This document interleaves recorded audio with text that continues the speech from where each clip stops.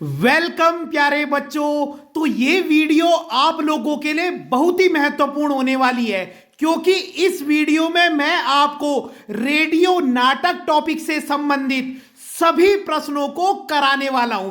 तो पूरी वीडियो को आपने ध्यान से समझना है और इन सभी प्रश्न उत्तर को आपने समझ लेना है। अभिव्यक्ति और माध्यम से आप लोगों के पास 6 टॉपिक है, 6 में से एक टॉपिक है रेडियो नाटक। तो रेडियो नाटक से कौन कौन से प्रश्न आ सकते हैं, इस वीडियो में हम सभी प्रश्नों पर चर्चा करेंगे। तो चलिए शुरू करते हैं। सबसे पहले रेडियो नाटक किसे कहते हैं, रेडियो नाटक की परिभाषा क्या है? तो देखिए, रेडियो पर प्रसारित होने वाले नाटक को रेडियो नाटक कहते हैं। ये तो सिंपल सी बात है। रेडियो पर प्रसारित होने वाले नाटक को रेडियो नाटक कहते हैं। अब रेडियो नाटक उसी को कहेंगे जो रेडियो पर प्रसारित किया जाएगा। तो रेडियो नाटक किसे कहते हैं? रेडियो पर प्रसारित होने वाले नाटक को रेडियो नाटक कहते हैं। क्लियर हो गई डेफिनेशन? रेडियो पर प्रसारित होने वाले नाटक को रेडियो नाटक कहते हैं। रेडियो पर प्रसारित होने वाले नाटक को रेडियो नाटक कहते हैं। सारे प्रश्न उत्तर आपको अभी याद हो जाने चाहिए, बात के लिए कुछ नहीं छोड़ना है, ठीक है? तो रेडियो पर प्रसारित होने वाले नाटक को रेडियो नाटक कहते हैं। परिभाषा क्लियर हो गई? अब प्रश्न है रेडियो नाटक की विशेषताएं। अगर प्रश्न ये आ गया रेडियो नाटक की विशेषताएं बताइए, तो पहला, रेडियो नाटक में चित्र नहीं होते। सही बात है, रेडियो में हमको चित्र दिखाई देते हैं? बिल्कुल नहीं दिखाई देते। रेडियो नाटक में चित्र नहीं होते। दूसरा, रेडियो नाटक में आवाज का महत्व होता है। अब जब चित्र नहीं दिखाई देते तो किसका महत्व होगा? आवाज का ही होगा। तो पहला पॉइंट है रेडियो नाटक में चित्र नहीं दिखाई देते। दूसरा पॉइंट, रेडियो नाटक में आवाज का महत्व होता है। तीसरा पॉइंट, रेडियो नाटक में संवाद का महत्व होता है। संवाद, डायलॉग, क्योंकि जब चित्र ही नहीं है तो डायलॉग दमदार होने चाहिए। संवाद का महत्व होता है। उसके बाद रेडियो नाटक में संगीत का महत्व होता है। म्यूजिक बहुत इंपॉर्टेंट है। अब देखिए विशेषताएं कितनी सरल है। आपको आवाज वर्ड याद रखना है, संवाद वर्ड याद रखना है, संगीत वर्ड याद रखना है, बाकी सेम ही है पॉइंट। पहला पॉइंट क्या था? रेडियो नाटक में चित्र नहीं होते। क्लियर? अब बाकी देखिए, आपको 3 वर्ड याद रखने, आवाज, संवाद, संगीत, और लिख देना रेडियो नाटक में आवाज का महत्व होता है, रेडियो नाटक में संवाद का महत्व होता है, रेडियो नाटक में संगीत का महत्व होता है। उसके बाद रेडियो नाटक में पात्रों की संख्या सीमित होती है। बहुत इंपॉर्टेंट पॉइंट है। रेडियो नाटक में जो कैरेक्टर होते हैं उनकी संख्या सीमित होती है, ठीक है? उसके बाद रेडियो नाटक की जो अवधि है वो भी क्या होती है? सीमित होती है। मतलब रेडियो नाटक बहुत बड़ा नहीं होना चाहिए। अगर रेडियो नाटक बहुत बड़ा होगा तो जो सुनने वाला है वो बोर हो जाएगा, क्योंकि उसको चित्र तो दिखाई नहीं दे रहे, तो सुन के वो कब तक टाइम पास करेगा अपना, ठीक है? और रेडियो नाटक में पात्रों की संख्या भी क्या होती है? कम होती है। और रेडियो नाटक लिखना कठिन होता है। रेडियो नाटक लिखना कठिन होता है क्योंकि बहुत डिफिकल्ट है बिना चित्र के द्वारा दर्शकों का इंटरेस्ट बनाए रखना। यानी कि आपकी जो कहानी है नाटक की वो दमदार होनी चाहिए कि दर्शक रेडियो के आगे क्या है, मतलब श्रोता जो है सुनने वाला उसको सुन सके। क्लियर हो गई? तो ये 7 विशेषताएं याद रखेंगे। दोबारा से डिस्कस करते हैं। देखिए, रेडियो नाटक किसे कहते हैं? रेडियो पर प्रसारित होने वाले नाटक को रेडियो नाटक कहते हैं। मैं बार बार इसलिए बोल रहा हूं ताकि आपको याद हो जाए। रेडियो पर प्रसारित होने वाले नाटक को रेडियो नाटक कहते हैं। क्लियर हो गया? रेडियो पर प्रसारित होने वाले नाटक को रेडियो नाटक कहते हैं। डन। अब है रेडियो नाटक की विशेषताएं। मैंने सबसे पहली क्या बताई थी? रेडियो नाटक में चित्र नहीं होते। रेडियो नाटक में चित्र नहीं होते। फिर 3 वर्ड क्या बताए थे? रेडियो नाटक में आवाज का महत्व होता है, रेडियो नाटक में संवाद का महत्व होता है, रेडियो नाटक में संगीत का महत्व होता है। आवाज, संवाद, संगीत, 4 पॉइंट हो गए। उसके बाद क्या बताया था, रेडियो नाटक में पात्रों की संख्या सीमित होती है और रेडियो नाटक की अवधि भी सीमित होती है। अवधि का मतलब ड्यूरेशन, ठीक है। रेडियो नाटक में पात्रों की संख्या सीमित होती है, क्योंकि अगर पात्रों की संख्या ज्यादा होगी तो जैसे श्रोता नई आवाज को सुनेंगे वो पुरानी आवाज को भूल जाएंगे। अब रेडियो नाटक में मान लो 20 कैरेक्टर है, तो क्या मैं 20 आवाज याद रख पाऊंगा कि इसमें इस कैरेक्टर की ये आवाज थी? तो रेडियो नाटक में कैरेक्टर भी सीमित होते हैं और रेडियो नाटक की अवधि भी सीमित होती है, क्योंकि अगर रेडियो नाटक बहुत बड़ा होगा तो सुनने वाला बोर हो जाएगा, और अगर उसमें पात्र बहुत ज्यादा होंगे तो हम हर पात्र की आवाज को याद नहीं रख पाएंगे। और रेडियो नाटक लिखना क्या होता है, कठिन होता है। 7 विशेषताएं याद हो गई तब मैं आगे बढ़ूंगा। क्लियर हो गया? दूसरा क्वेश्चन अभी मन में सोच लीजिए, ठीक है।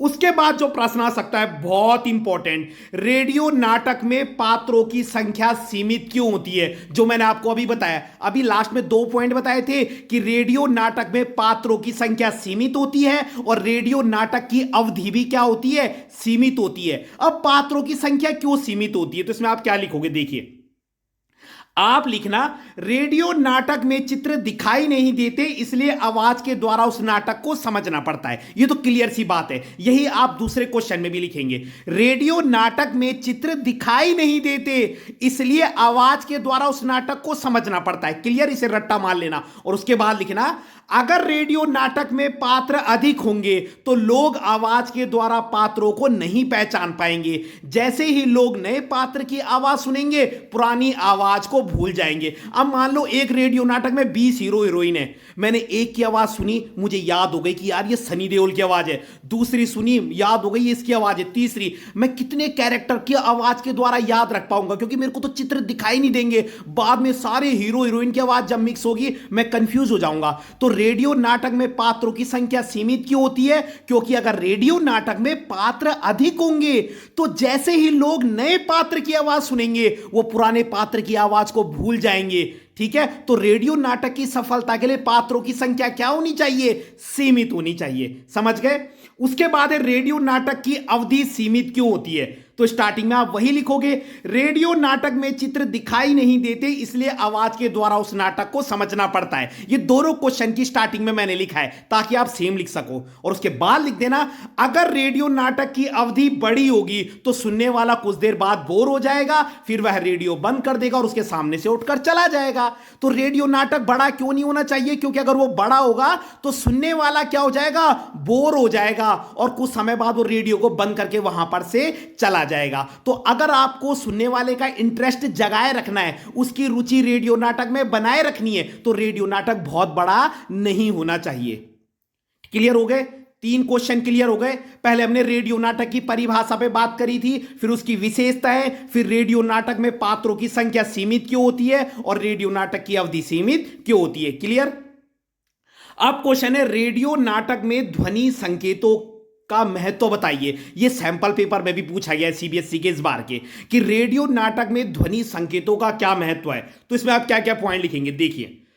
रेडियो नाटक में चित्र दिखाई नहीं देते इसलिए आवाज के द्वारा उस नाटक को समझना पड़ता है, वही पुराना वाला पॉइंट। देखिए ये हर जगह काम आएगा रेडियो नाटक में, तो इसे आप रट लीजिए। और उसके बाद लिख देना, रेडियो नाटक में ध्वनि संकेतों का विशेष महत्व है। अगर रेडियो में किसी डरावने दृश्य को प्रसारित करना है तो हमें डरावनी आवाज उत्पन्न करनी होगी। अगर हम ऐसा नहीं करेंगे तो लोग उस दृश्य को समझ नहीं पाएंगे। तो समझ गए अब ध्वनि संकेतों का क्या महत्व है। अब रेडियो में हमको चित्र तो दिखाई नहीं देते, अब मुझे कैसे पता चलेगा कि रेडियो में भूतिया नाटक चल रहा है? क्योंकि साउंड वैसी होगी, दरवाजा खुलने की आवाज, तभी तो मैं समझ पाऊंगा कि यार ये डरावना दृश्य है, ये डरावना नाटक है, क्योंकि मुझे तो चित्र दिखाई नहीं दे रहे भाई। तो रेडियो नाटक में ध्वनि संकेतों का क्या महत्व है? पहले वही लिख देना कि रेडियो नाटक में चित्र दिखाई नहीं देते इसलिए आवाज के द्वारा उस नाटक को समझना पड़ता है। डन। और उसके बाद लिख देना कि अगर मान लीजिए हम रेडियो में कोई डरावना नाटक दिखा रहे हैं, डरावना दृश्य दिखा रहे, तो हमको वैसे ही ध्वनि संकेत पैदा करने होंगे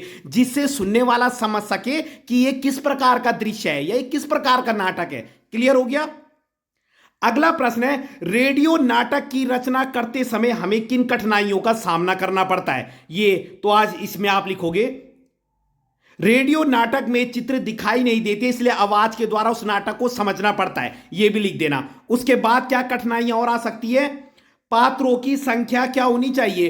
पात्रों की संख्या सीमित होनी चाहिए, अवधि अधिक नहीं होनी चाहिए, कहानी में एक्शन नहीं होना चाहिए, संवाद दमदार होने चाहिए, संवाद कठिन नहीं होने चाहिए, और संगीत का प्रयोग सही तरह से होना चाहिए। वही पुराने पॉइंट है कि रेडियो नाटक की रचना करते समय में क्या क्या दिक्कत आएंगी, क्या क्या दिक्कतें आ सकती है। तो सबसे पहले क्या बताया था कि पात्रों की संख्या अधिक नहीं होनी चाहिए। दूसरा, रेडियो नाटक बड़ा नहीं होना चाहिए, अवधि वाला पॉइंट वही है। रेडियो नाटक में पात्रों की संख्या अधिक नहीं होनी चाहिए, ठीक है।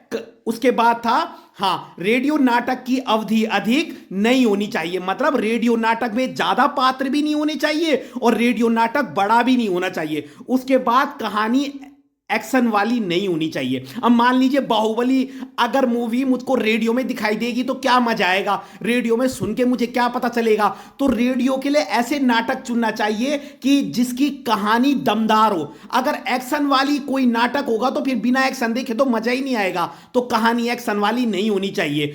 अगला, संवाद दमदार होने चाहिए, संवाद कठिन नहीं होने चाहिए, क्योंकि हमको चित्र नहीं दिखाई दे रहे तो सुनने वाला संवाद सुनकर तो उसको इंटरेस्ट आना चाहिए। और संगीत भी क्या होने चाहिए? अच्छा होना चाहिए। तो ये रेडियो नाटक की रचना करते समय हमको इन बातों का ध्यान भी रखना चाहिए और ये मुसीबतें भी आती हैं। अगला है, सिनेमा रंगमंच और रेडियो नाटक में अंतर बताइए। सिनेमा रंगमंच और रेडियो नाटक, देखिए सिनेमा रंगमंच में क्या होता है, इसमें दृश्य होते हैं, सिनेमा में दृश्य होते हैं और स्टेज में तो दृश्य होते ही हैं। अगर रंगमंच का मतलब होता है स्टेज, ठीक है, तो इसमें दृश्य होते हैं, रेडियो नाटक में दृश्य नहीं होते। सिनेमा रंगमंच में संवाद महत्वपूर्ण होते हैं, इसमें संवाद अधिक महत्वपूर्ण होते हैं। इसमें संगीत महत्वपूर्ण होता है, इसमें संगीत अधिक महत्वपूर्ण होता है। और यह महंगा माध्यम है और रेडियो वाला क्या होगा? सस्ता होगा। तो ये 4 पॉइंट आप याद रख सकते हैं। देखिए, सिनेमा रंगमंच में दृश्य होते या नहीं होते, स्टेज में कोई भी नाटक चल रहा है आपको दृश्य दिखाई देंगे या नहीं, और मूवी में भी दिखाई देंगे। तो इसमें दृश्य होते, इसमें दृश्य नहीं होते। पहला पॉइंट क्लियर हो गया। दूसरा, सिनेमा रंगमंच में संवाद महत्वपूर्ण होते हैं बिल्कुल होते हैं, लेकिन रेडियो नाटक में और महत्वपूर्ण होते हैं, क्योंकि इसमें हमको दृश्य दिखाई नहीं देते, तो लोग संवाद पर ही डिपेंड होते हैं। उसके बाद तीसरा, इसमें संगीत महत्वपूर्ण होता है और इसमें संगीत ज्यादा महत्वपूर्ण होता है, वही रीजन चित्र नहीं दिखाई दे रहे। और यह महंगा माध्यम है, सिनेमा तो महंगा ही होगा और रेडियो सस्ता है, ठीक है।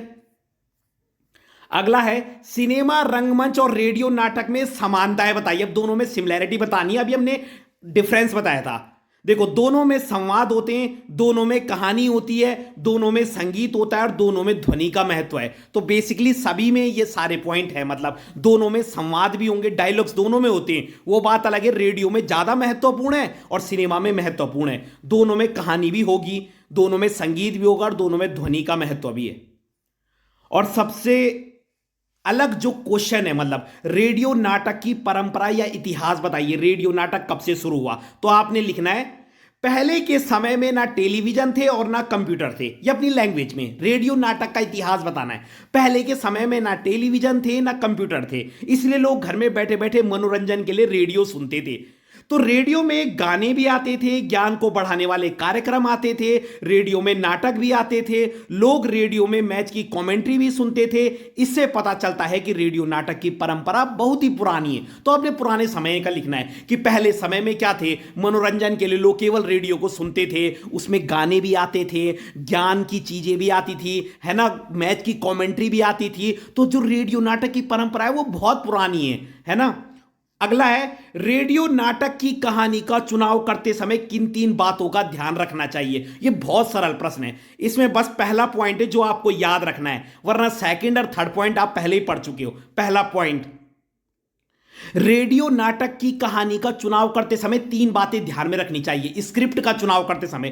पहला, कहानी एक्शन वाली नहीं होनी चाहिए। रेडियो नाटक में चित्र नहीं होते, इसलिए उसको आवाज के द्वारा समझना पड़ता है। वही अगर कहानी में एक्शन होगा, ठीक है, तो लोग उसको देख नहीं पाएंगे और फिर कहानी समझ नहीं पाएंगे। अगर तुमने रेडियो नाटक की कहानी एक्शन वाली रखी है तो लोग तो चित्र देख ही नहीं पाएंगे, तो कहानी एक्शन वाली नहीं होनी चाहिए।